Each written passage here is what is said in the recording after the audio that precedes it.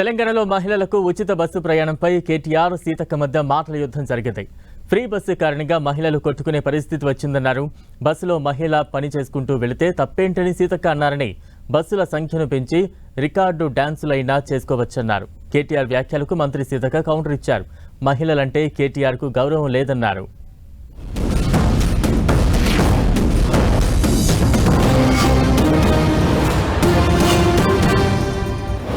నేను మా సీతక్క చెప్తాను, అవు బస్సులు అల్లం వెళ్ళిపోయారు తప్పని మేము ఎక్కడన్నాం అక్క, మేము అనలే.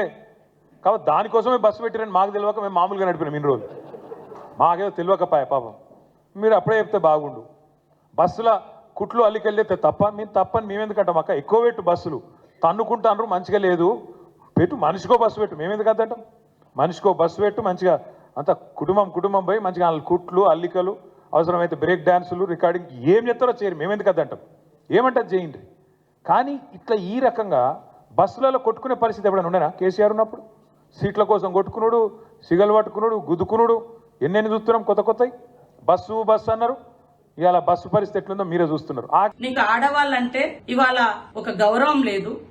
మేము ఇచ్చే అటువంటి పథకాల మీద ఒక కక్కుర్తితోటి ఆడవాళ్ళని అత్యంత కించపరిచే విధంగా బ్రేక్ డాన్సర్లుగా కుటుంబాలు వచ్చి బ్రేక్ డాన్సులు చేసుకోండి అంటే మీ బుర్రంతా కూడా గత 10 సంవత్సరాలు మరి హైదరాబాదులలో క్లబ్బులు, పబ్బులు, బ్రేక్ డాన్సులు ఇలాంటి ఎంకరేజ్ చేసిన చరిత్ర మీది.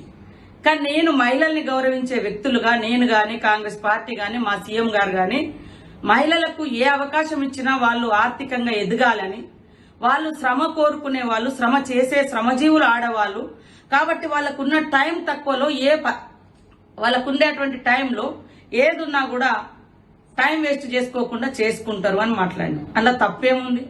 ఇవాళ మీరే అంటుర్రు కొట్టుకుంటారు ఇట్లా అవుతుంది. ఖాళీగా ఉన్నప్పుడు, సీటు ఖాళీగా ఉన్నప్పుడు ఇంటికి పోయే క్రమంలో సరే వాళ్ళ ఇంటికాడ పోయి చేసుకునే పనులు బస్సులో కూర్చొని చేసుకుంటున్నారు, ఇతరికి డిస్టర్బెన్స్ కాకుండా. దాన్ని మాట్లాడితే మీరు బ్రేక్ డాన్సులతోటి ఆడవాళ్ళని పోల్చడం అంటే ఇంతకంటే దుర్మార్గం ఏమైనా ఉందా? ఒక్కసారి మహిళలు ఆలోచించాలి, మహిళా లోకం ఆలోచించాలి. ఏం మాట్లాడుతున్నారు కేటీఆర్? వాళ్ళ పార్టీ